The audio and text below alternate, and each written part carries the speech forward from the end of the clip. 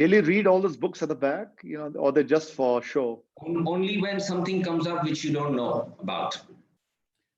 He hopes that, you come up with a question so he picks up one.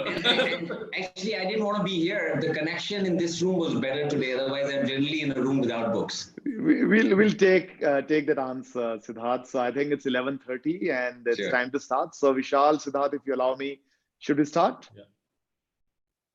Let's go. Good morning, everyone, and welcome to the 37th episode of the Yogananda Guru series. We today welcome Siddharth Kumar, partner at Dua Associates, and Vishal Anand, who's going to be hosting him. And Siddharth is going to take us to an amazing journey about his learnings from college to his successful life in the corporate world. Hosting him will be Vishal Anand, a very dear partner and CFO of Shoolini University.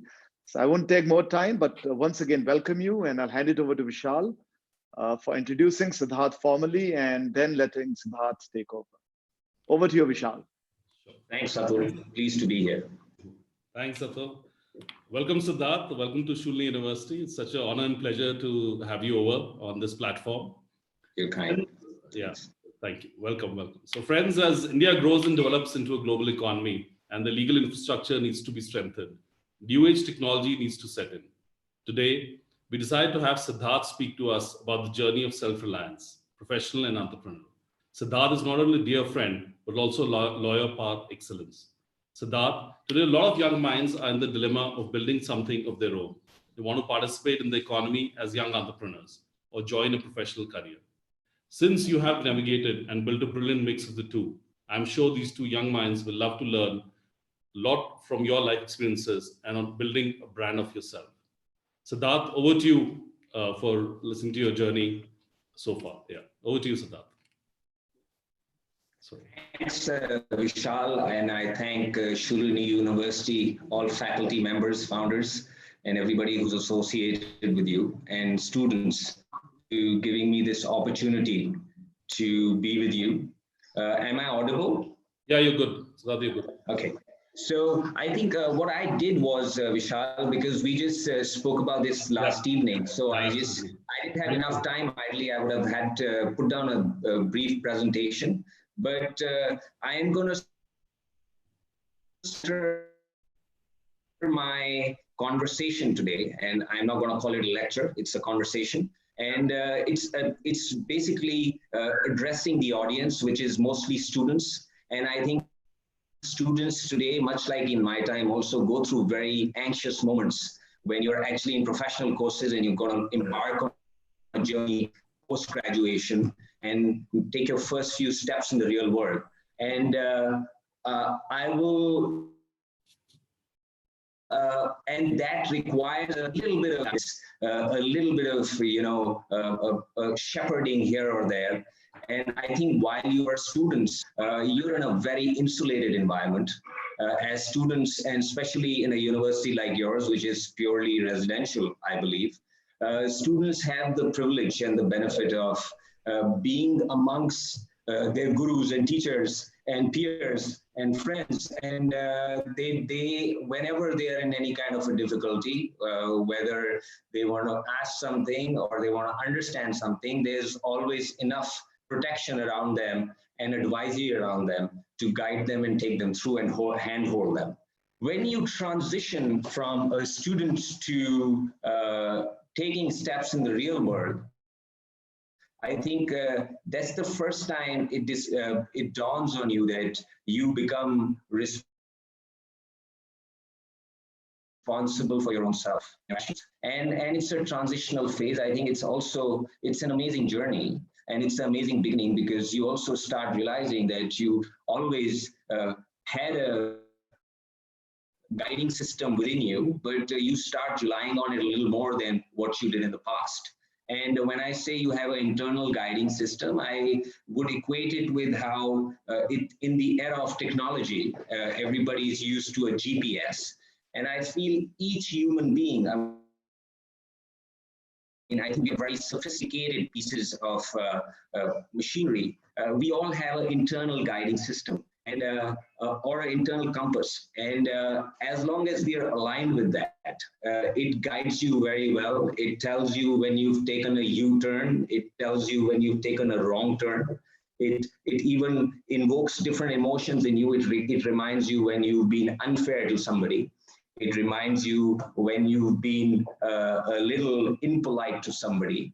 So I think when you take these steps out in the real world, it is very important to be in sync and centered with your own GPS.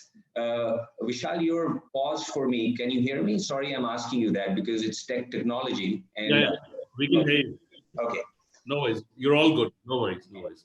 So coming back to that, I think those are the first few keys that I would tell all young minds to be very mindful of.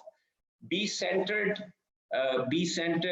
get aligned with your own system and your own processes. Our body is uniquely divine. I think it has all the pieces of machinery, the brain. I think it's like a very, very superior computer, unlike anything else that has been created in the world. And one just needs to be centered and aligned with yourself. Through the journey, you will also realize what are the different facets you have and how many different tools you have when you go in the journey of life, whether it's in your professional career, whether it's in your business career, whether you want to be an entrepreneur. And I also feel that the other aspect I'm going to talk about is post being aligned to yourself is I want youngsters to understand when you look at heroes in the real life, whether these are sports stars and athletes and cinema stars and others, what defines them differently than people who are doing regular jobs or somebody who's going to be a regular professional, whether he's going to be an engineer, whether he's going to be a doctor, or whether he's going to be a lawyer. And what is the difference between being average and being a high achiever? I think it starts from certain core values. One needs to understand that we need to imbibe and create a great value system. And in line with the value system, I think we also have to be mindful that you also have to have very clear objectives and goals for your life. And why I say that is that I have seen enough people of my age and even senior to me, that you plan a lot for a vacation and you plan a lot for a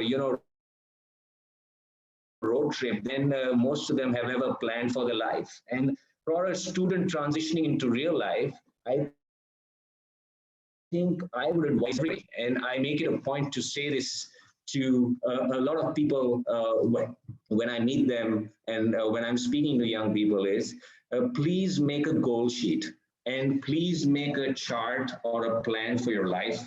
And it sounds very, very big in the beginning. I at least put a plan down for the first 5 years. And the plan needs to include what are your professional aspirations. The plan needs to include what are your personal aspirations, whether you want to be really fit, whether you want to hone a craft that you have, whether you want to hone a hobby that you have. And professionally, what are the milestones you want to achieve? And personally, what are the milestones you want to achieve? The goal sheet should also have a column where you're aligned with your family. What are the milestones you want to achieve together with your family, with certain friends, with certain members of your team or certain partners, or if you're trying to set up a partnership or a business? It also gives you perspective to understand that your goals are aligned with everybody else's, because it's all about reciprocity in life. If you have aligned goals and if you have aligned thought process and vision, your journey is going to be far, far more fruitful. It'll give you more sense of belonging and happiness, and you will go further than you would have ever anticipated. When goal sheets go hand in hand with value systems, and I think value systems are key to a person's growth in life. And when I say growth, I mean internal. When I say growth, I mean learning how life operates and how you add on a layer after layer and grow as a human being, as a professional, and on all spheres. I think key to that is, first step is dignity of labor. I think, unfortunately, in our system today, and even in our country, we've lost the value of dignity of labor. And somehow we start to undermine and create notions that somebody who's doing a menial job, whether it's the person who's sweeping the floor in your office, or whether there's somebody who's cleaning the loo, or the cook in your kitchen, is something which is below par, or the runner in your office, or the driver. And the key, let me tell you, in life is, if these guys start giving you pain, believe you me, these guys are the backbones of every system. And if you cannot identify and align with them, and if you feel is below you or is very menial compared to the education that you got, and you cannot end up doing that, you're a perfect recipe for disaster. And if you cannot clean your own floor, and if you cannot clean your own pot, or if you cannot polish your own shoes, believe you me, the life is going to look very different from today onwards. And if you don't learn this fast enough, you're going to be up for a lot of surprises in life. You have to understand everybody's importance, and you also have to put yourself in their situation, and you also have to learn from what they do. I matter of factly, even today, polish my own shoes. And I think the lockdown and COVID has taught us a lot of other things. And amongst my friends and peers, we've been sweeping the floors ourselves, and we've been cleaning the loos ourselves. And I thought it was a great opportunity to actually tell my kids and teach my kids how to make your toilet and your pot shine, because I wouldn't have probably got this opportunity otherwise. And we made it fun. And we made it a fun activity, and we had a competition who's going to make the pot shine more than the other guy. And it was outstanding. And it also helped me cultivate the same value system that I have to my kids. I come from a very modest background. My mom's been a teacher, Vishal. You'll be happy to know that. I think you already knew that. And my dad was in the army. So, I mean, our value systems are very basic, and we get along and understand people at the basic level. And in life, if you can't get along with people from all stratas of society, you're again going to be in pain, and life is going to teach you and throw you a lot of surprises. So dignity of labor goes hand in hand with finding joy in what you do. And there is joy in everything you do, whether it is cooking, whether it is cleaning, or whether it's writing a great paper, or whether it's finding case law, or whether it is doing anything else that you are in the moment. And finding joy in what you do is eternal to your ladder of success and growth in life. So my suggestion to students is, I'm not a guru. I am speaking from basic life lessons that I've learned. Find joy in everything that you do and be in the moment. I am not a believer of multitasking.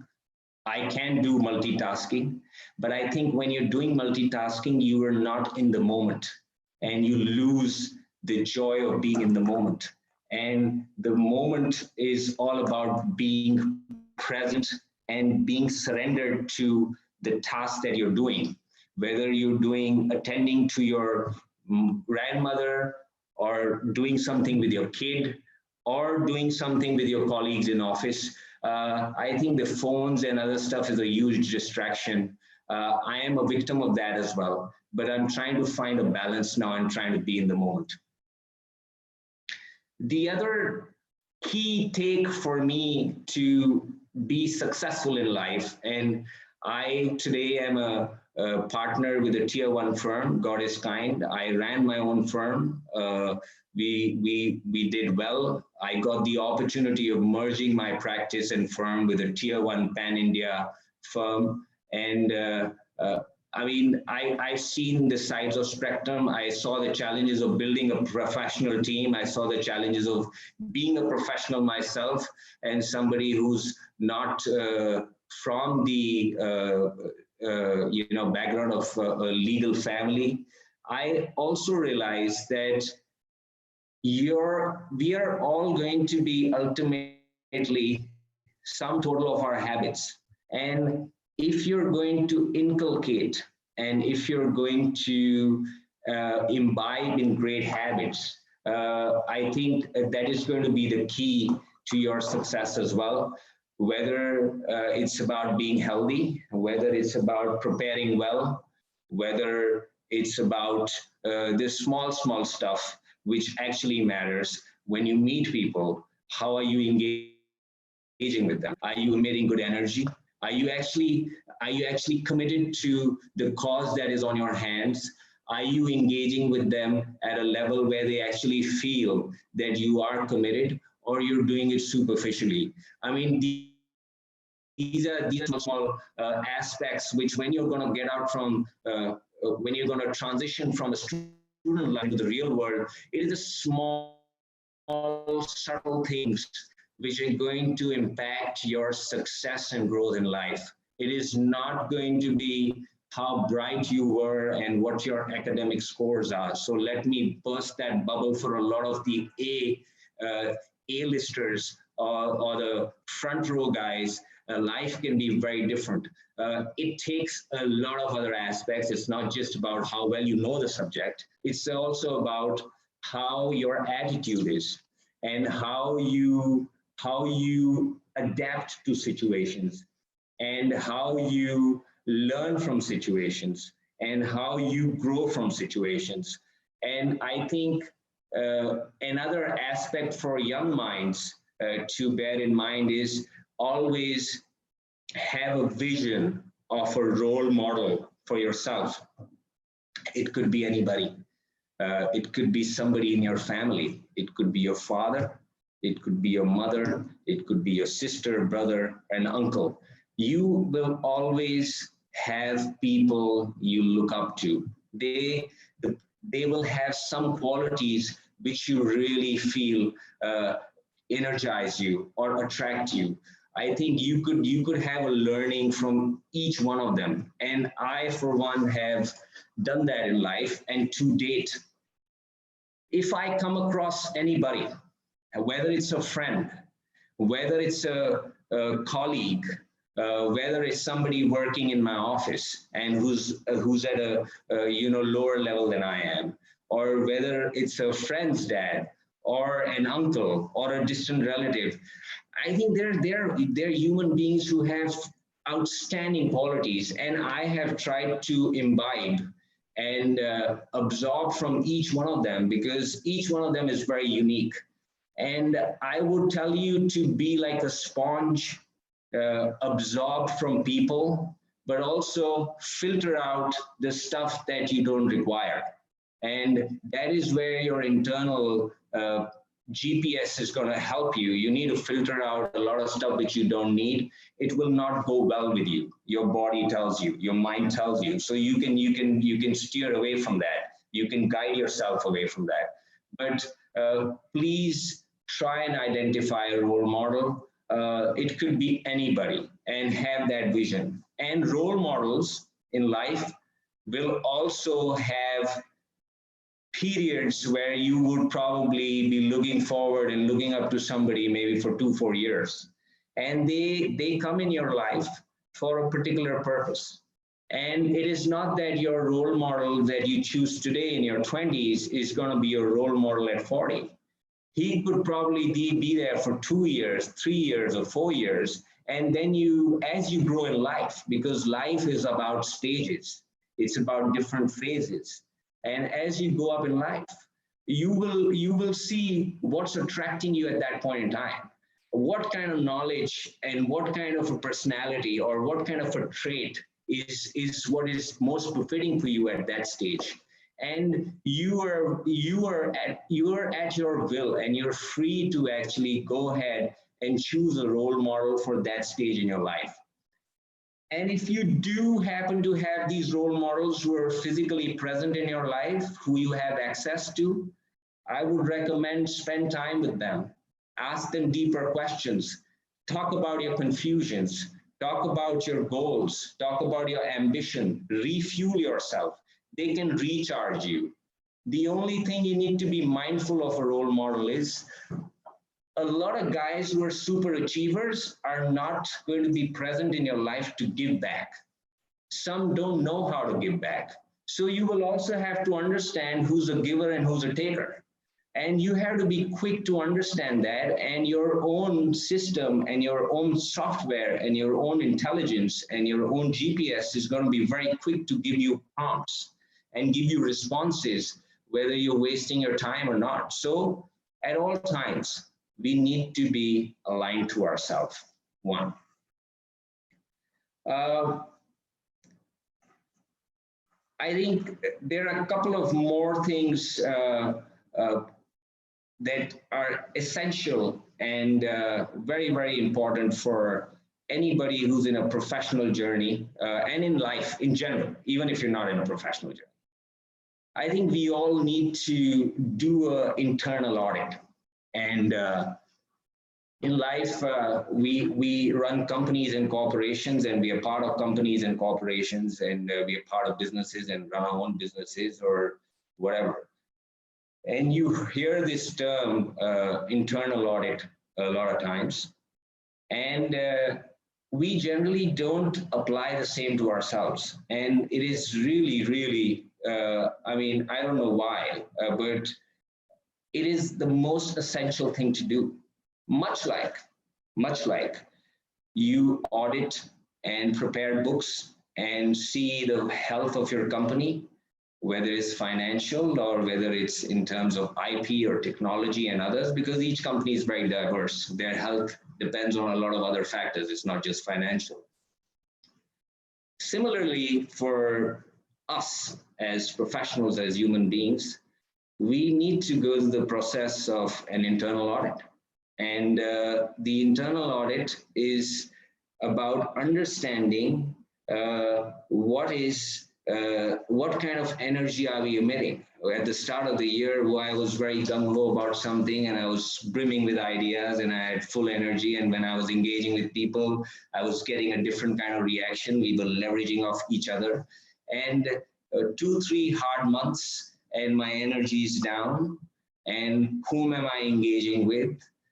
Is it beneficial to me as an individual? I'm not talking about financial here, my friends. Is it adding to me? Is it making me think? Is it the right association for me? Or I need to get disengaged or disassociated? Are my habits helping me grow? Am I spending too much of time on social media, which is not adding anything to me? Am I doing my research well? Am I preparing my documents well? Am I committed as much to my client as when I was shaking hands with him and taking on an assignment? Am I committed as much to my client when I was getting a big order and I shook his hands? Am I delivering quality? Am I being ethical at the top level or not? These are questions you have to ask yourself. And these are questions that require a lot of deep thinking and thought. And an internal audit can be for all the reasons, can be for your physical health, can be for your key relationships in life, whether within your family, with your colleagues, with outside, with your customers, with all across. And because you're a sum of all this, and I would encourage all of you to imbibe these things in your curriculum for going on and making a step in the realm of real world, because this is essential. If you're going to start these things today, they're going to become your habits, and they're going to keep guiding you in a manner where you will be self-guided. A lot of people come in our lives where we feel, oh man, this gentleman or this guy or this lady or this person is so sorted. They have such clarity of thought. They have such great presence of mind. They are so committed. They're enjoying what they're doing. And you never feel for a moment, and they energize you. Why are they able to do all these things? They're able to do all these things is because they have inculcated great habits. They have stuck to their core values, and sticking to your core values and adding to yourself every day is what helps you succeed in life. It helps you take the best decisions in your life. It helps you to take tough decisions in your life. It helps you to overcome. Puneet, can I get a glass of water? Water. Sorry for that. So all these things are key points and essentials for, I think it's not just students, I think it's for me also. When I'm talking to you today, and I wrote a couple of pointers for our conversation today, it made me also go back to certain things that I had probably not looked at in a while. And I generally do look at how my life is shaping up, what my professional journey is looking like, how my personal relationships are looking like, how my friendships are looking like, everything that is integral to me. And it also made me realize that I probably need to do a review a little more,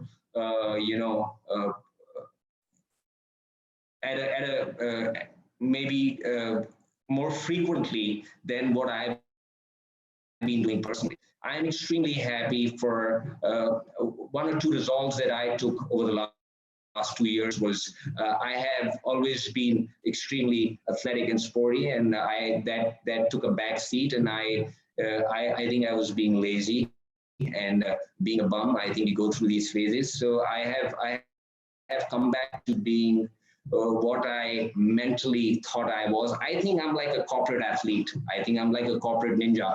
And I feel I can sit out and beat anybody. If I have to sit on the table for 6 hours straight, I can do that. And that was becoming difficult for me at a time.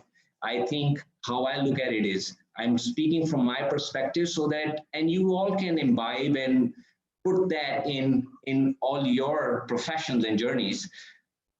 If I have to sit with my team, I was thinking, I realized I was a little distracted. I wasn't being able to give complete focus. I think I'm realigning myself also in times of COVID, when you realize that we all have had a moment of taking a pause. I think we also need to reassess our strengths, our weaknesses, what has been lagging for us, where we've been slacking, and what needs to be picked up. Do we need to pull our socks up on certain area, on certain fronts? And I today urge you all to be extremely health conscious. That goes a long way. I have realized, and this was always there in my life since the beginning. My dad was a paracommando and a mountaineer, and unfortunately, he passed on when I was very young, but I was just 10. And but there were certain core values which were so deeply instilled in me because I have believed in them even more than, which is never talked about. I learned from him even when I was that young that I never say I'm tired. I never say I'm bored. These words are forbidden in my house. I don't even understand them. And I need to be in top shape, top physical form in my life, whether it doesn't matter whether we're in the police or the paramilitary forces. We need to be in a great shape internally for our mental health, for ourselves, for our family, for everybody. so that we give the right kind of charge to everybody else and for our own well-being. And to be very honest with you, this is the only thing you really own. Let me say that again to you all, especially young minds. Your body and your mind and your well-being is the only thing you actually own. Your Mercedes-Benz that you're going to buy, or a Porsche or a great watch that you take so much care for, is not what you own. It is pointless. And I've seen people shining their cars and, you know, putting top additives in and putting a cover down and screaming at their driver because the paint was, you know, off from the bumper, and abusing themselves every day. And you're smoking and drinking and you're being a bum and you don't have great habits, you don't exercise, you don't eat well, your thoughts are obviously all over the place, you're not centered, and yet you're taking pride in stuff that actually matter. And it takes a while for you to understand that. And why I'm saying this today is that please be a person of values and don't be a person of value. All these things which are of value, which you think are of value because they cost a lot of money, and somehow it has been marketed so well globally that you feel only when you buy things of value, you're successful. Only when you can afford things of value, you have arrived. I think that's horribly wrong. I think you have arrived and you are successful when you have a calm mind, when you're at peace, when you've mastered your craft. It's not about the money. When you take care of yourself, when you take care of your family, when you take care of your business partners, when you take care of your employees. And that's what real values are all about. And you youngsters are so fortunate to be able to access so much data, so much knowledge at a click of a button. If you idolize somebody, if there's somebody whom you have as a role model, you can just go on YouTube and hear them out. When we were growing up, we were very clueless about a lot of things in life, and I'm trying to catch up as well. I'm learning today. I'm hungry. I want to gain knowledge. And during the times of COVID, when I said I want to gain knowledge, I realized that I love to write. I love to read and understand things for myself. Today, I have the privilege of having associates and colleagues and friends and my partners who are so outstanding in their job that they could taper down and put pointers for me on an assignment and for me to understand in 10 minutes. But I also realized when you read yourself, your understanding is so much better. And I'm trying to go back to the old ways because that is what really gives you joy. I was speaking to my partner, Aman, a couple of days back, and I must thank him because he made me realize it's not about how successful we are. It's not about how much money we've made. And he made me realize, I said, you know, I'm at this point of stagnation because it's like I'm doing the same stuff day in and day out. And he made me realize that, you know, you need to have more professional satisfaction. You need to start doing things which you really like to do. And it really lit me up. And I realized that if I'm not going to dig in and do research for myself, or if I'm not going to enhance or add to my craft, or understand how I can add to myself or to my team, how can I make it more better? How can I make myself as a better influencer in my family, in my profession, for my partners, for my colleagues? What am I doing? And COVID and the lockdown has redefined me, and it's changed my orientation and brought me back to the core values I believed in when I was a kid.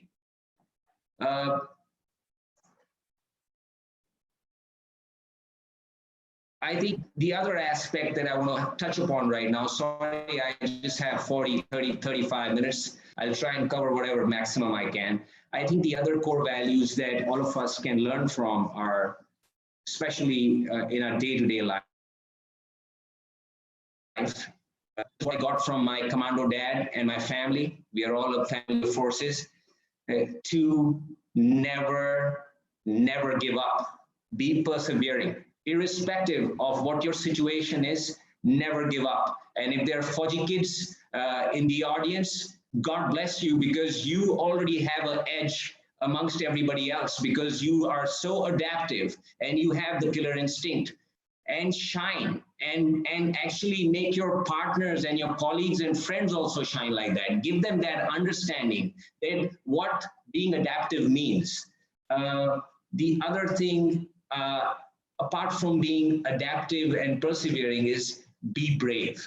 I'm not saying that we have to go wage a war or be in a boxing match. Being brave is when you're faced with situations and challenges in life, dig your heels in and stay strong. These are tests, and it's all right. And if you believe in yourself and if you believe in your gut, you will overcome that. Tough situations will not last long, but sometimes even when others are discouraging, even when others say it cannot be done and you rather back down, stick to your gut. Stick to your gut and believe in yourself and have self-belief. There is no bigger virtue than having self-belief.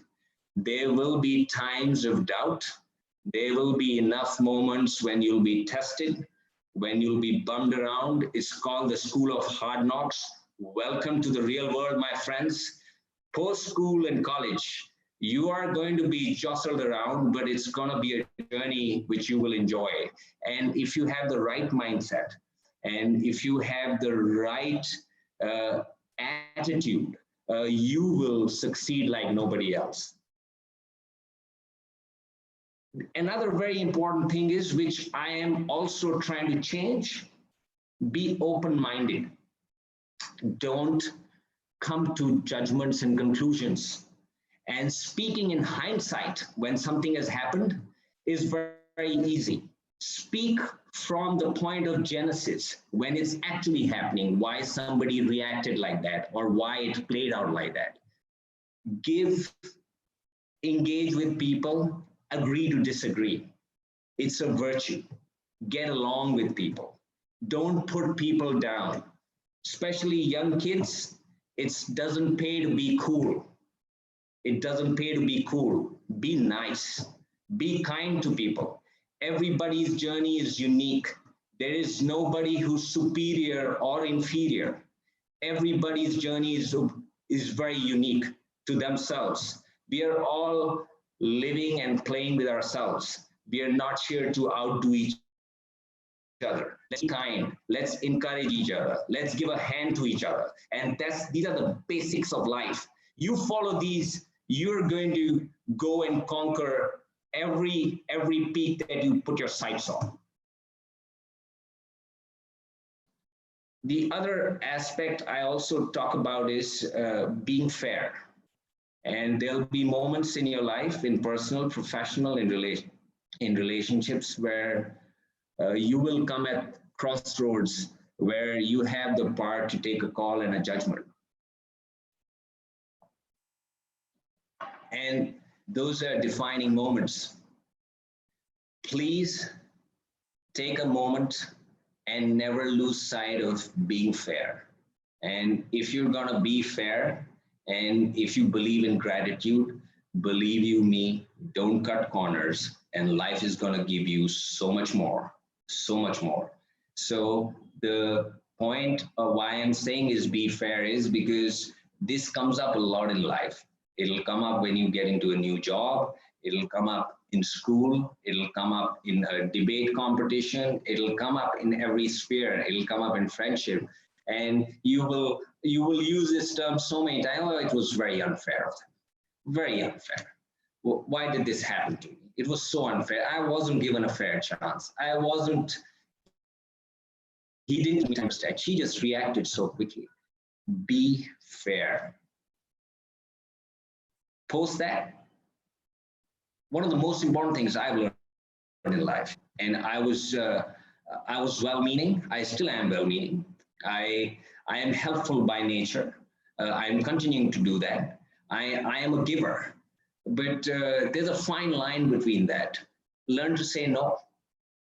I think when you realize you cannot do something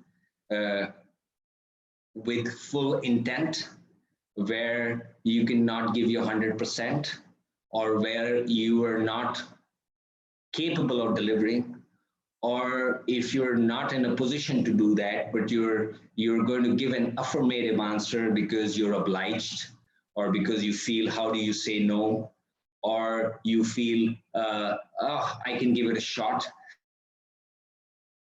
Clear communication is the key in life. And we are in an era of communication. It's not about telephony. It's not about anything else. Clear communication is the key. I tell to my colleagues and partners, even in the profession of law. Are we good on time?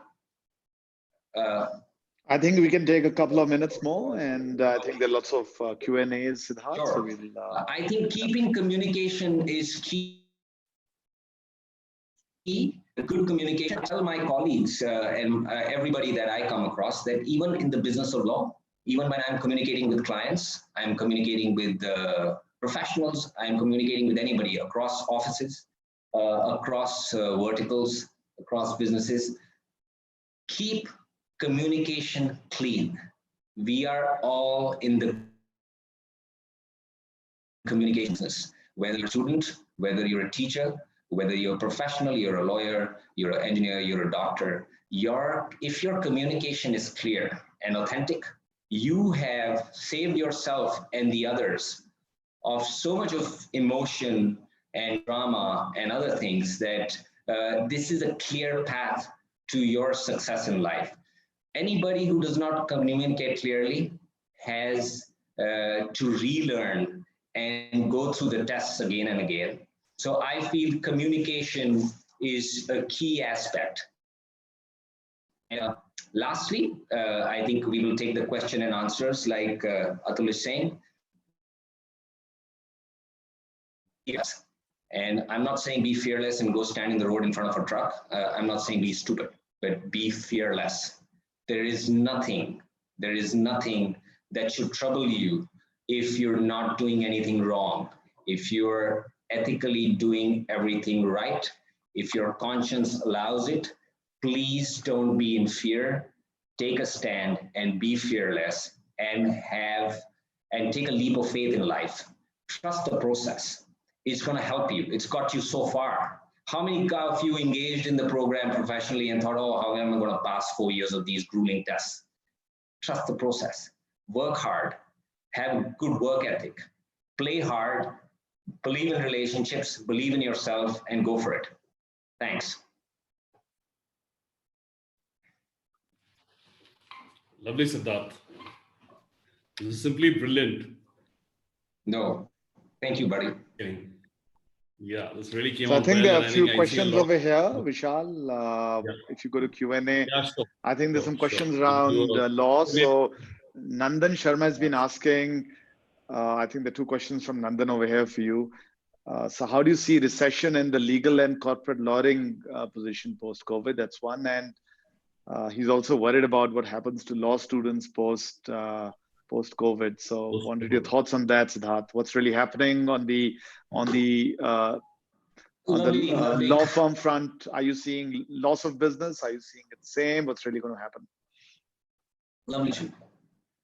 Don't be worried. Nothing is going to happen that is going to change your life drastically. These are testing times, much like anybody else. For everybody across spectrums, law firms are also going through challenges, but challenges are inevitable in life. Law firms are going to see a little bit of, the general perception is that law firms are going to be flooded with business because there's huge opportunity and you've been busy all throughout, and we are in a business where you can, you're in intellectual property business, you can communicate freely through an internet and a phone call and review documents and still be earning. True, but at the same time, I think law firms, like any other profession, are vendors for service. And we ourselves are doing a lot of pro bono work. We ourselves are doing a lot of advisory work for clients, which is not on charge basis because the situation demands so. The relationships are more sacrosanct than transactions. I have to tell you that as a professional, as a lawyer, if you're going to look at fee and not building a relationship, you're going to have a very tough time in this profession. I've spent 20 years, brother, and I've made every client as my own. I was not inheriting a practice. Make a relationship, be clear in communication. Law firms are much like other businesses, are like vendors. The payouts and the fees are going to be much reduced. People who were aspiring to join law firms as young lawyers, maybe you yourself are, don't be disheartened. Some are still hiring. Some are, the beauty about COVID is a lot of the slackers, because everybody is homebound and in a lockdown and people are continuing to work. And the slackers are going to come to the surface because you realize the guy who's sitting at home all day, has the internet and still not performing is a slacker. So a lot of law firms, much like other businesses, are going to cut out the fat. People who are not going to be honest, committed, ethical, and professional are going to lose their jobs. And people who are going to be committed, who are ethical and are hungry and want to learn are going to replace them, much like yourself. So don't worry about that. Recession, when a recession happens, it's across board. It's not just for one vertical or two, maybe one or two businesses even grow in times of recession. But generally, everybody's going through a tough time at that point in time. You're not alone. Take this time, even if you get a break for 6 months, even if you're not going to be engaged, take this time to hone the skills. Do a self-assessment. It's a great time to introspect. Plan your journey, write your goals, see how you want to run this. So there are a couple of more questions on, typically on human rights, you talk a lot about human values and how the entire ecosystem and a real career can be built on human values. But today we are seeing, Siddharth, a lot of threat to pure human rights. And also on the other side, which is the flip side, the human values are also, kind of jittery right now. So some thoughts on that aspect.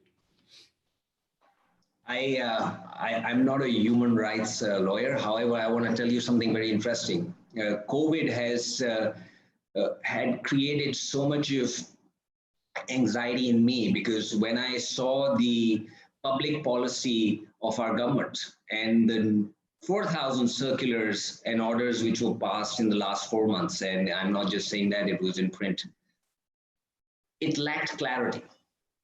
It actually created more chaos. And for an individual who's not a lawyer, for a person in the masses, when you send a circular out for general public, which is 5-page to 10-page long, they don't understand what's going to impact them and what is it actually saying. So to educate myself, I have enrolled in my alma mater, St. Stephen's College, in a public policy course and an advanced learning course last week. I wrote papers, I sat for 2 interviews, and I was admitted to a class of 20 where there were about 300 plus applicants.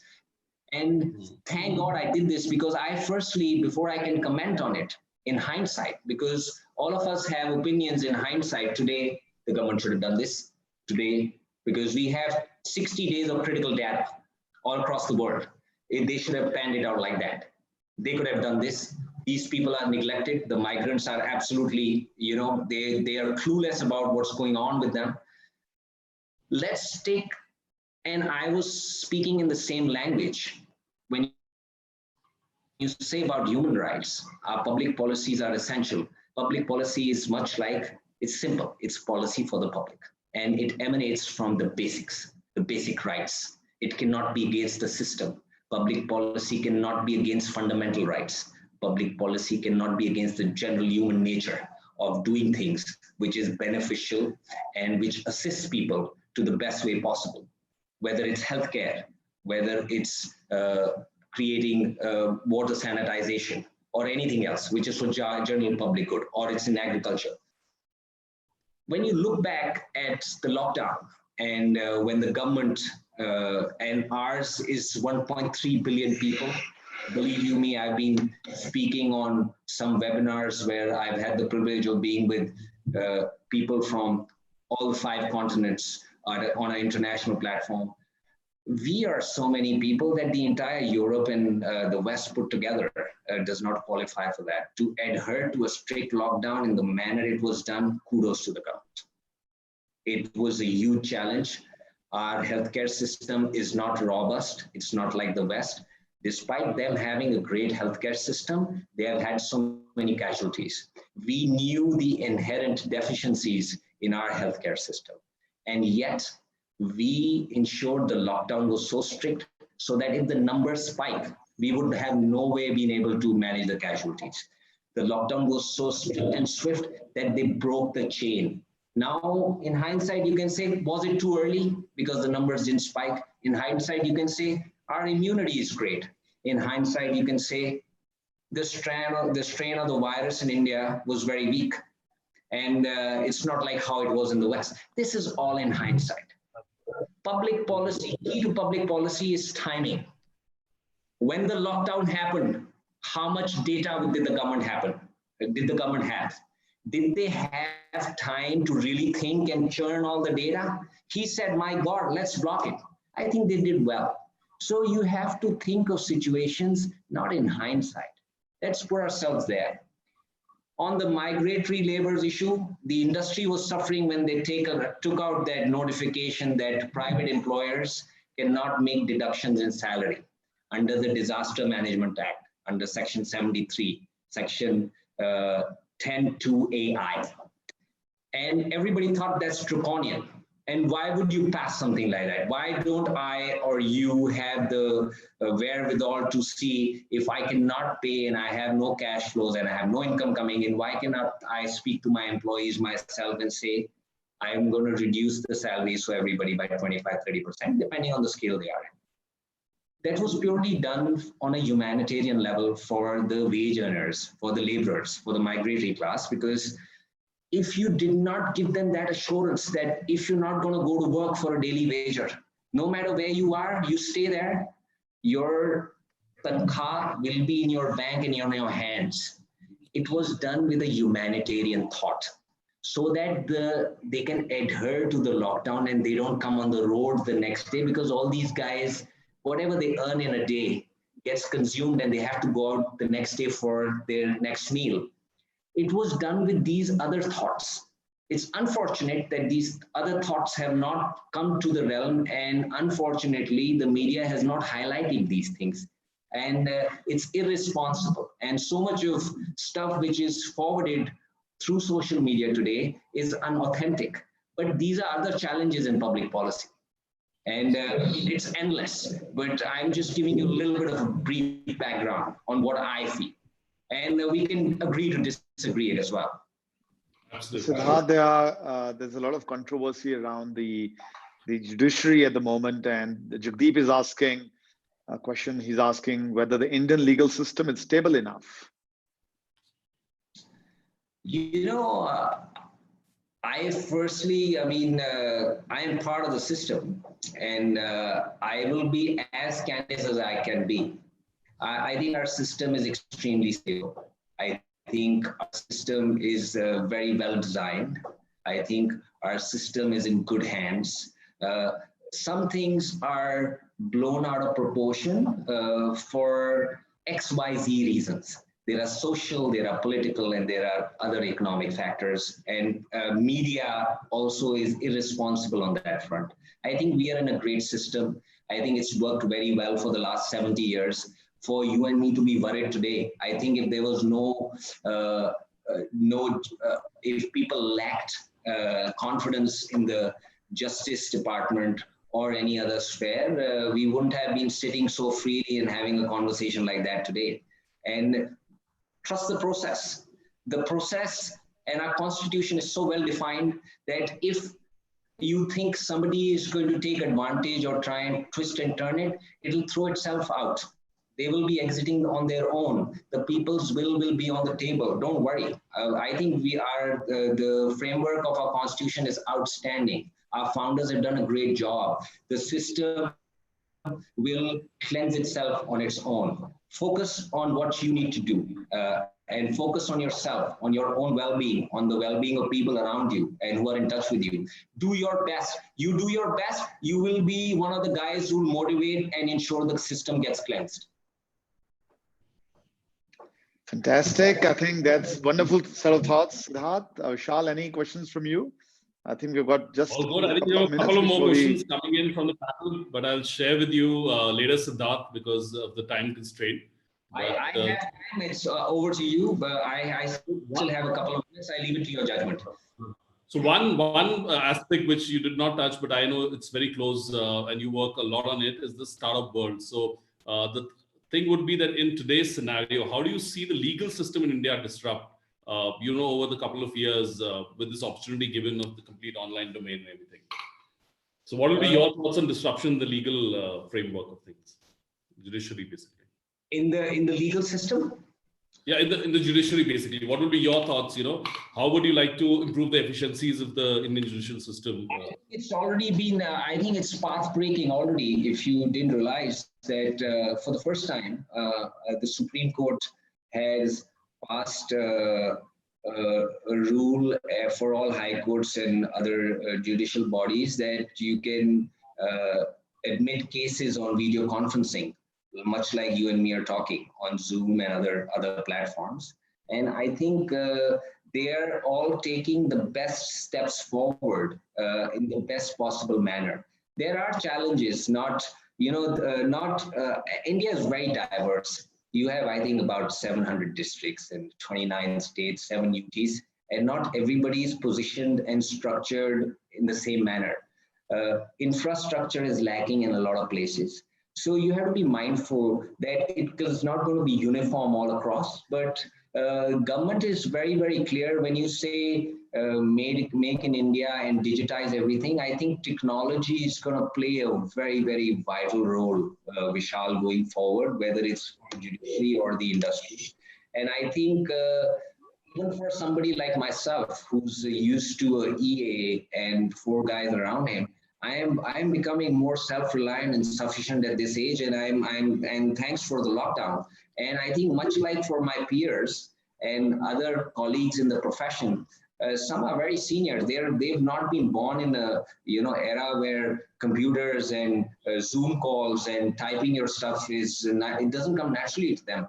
I come from an era where I used to get a steno to take down dictations, and I still used to do that. I don't come from an era of today where people are typing their own, papers and your petitions and everything else.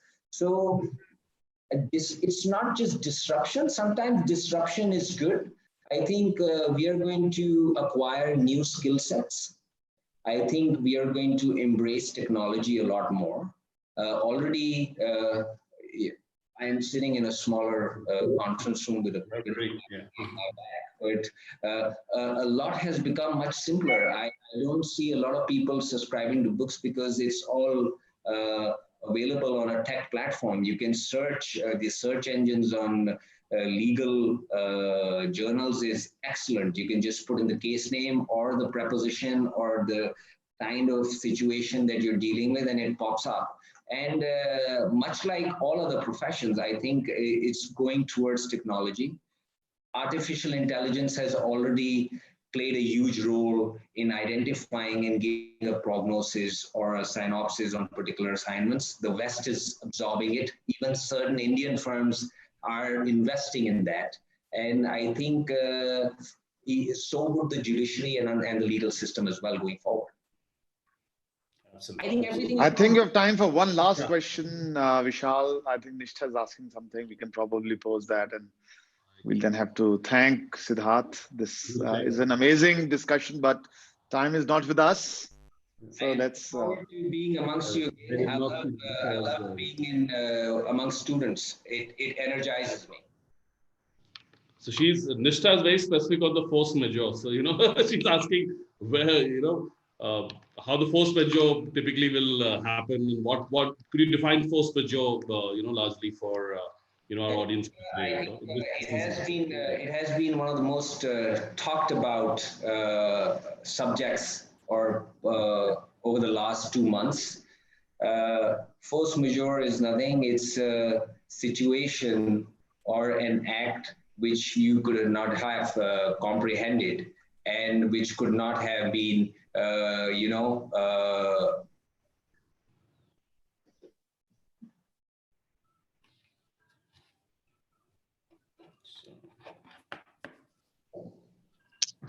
Are we getting his voice, Vishal? I think I'm losing. I think Siddharth, your voice is dropped. Sorry.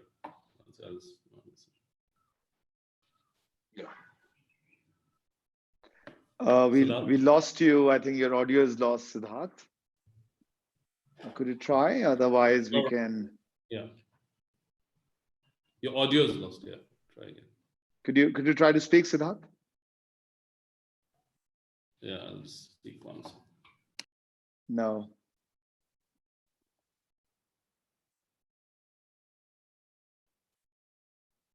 So there is a technology challenge. I think. With anyway, towards the end of the session, thank you very much, panelists. Thank you very much, Vishal, Siddharth. We truly appreciate your time. It's been a wonderful session.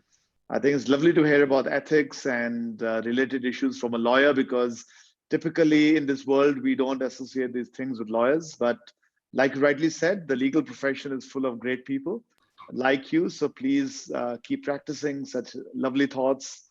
Lovely hearing from you, Siddharth. We'll love to have you back.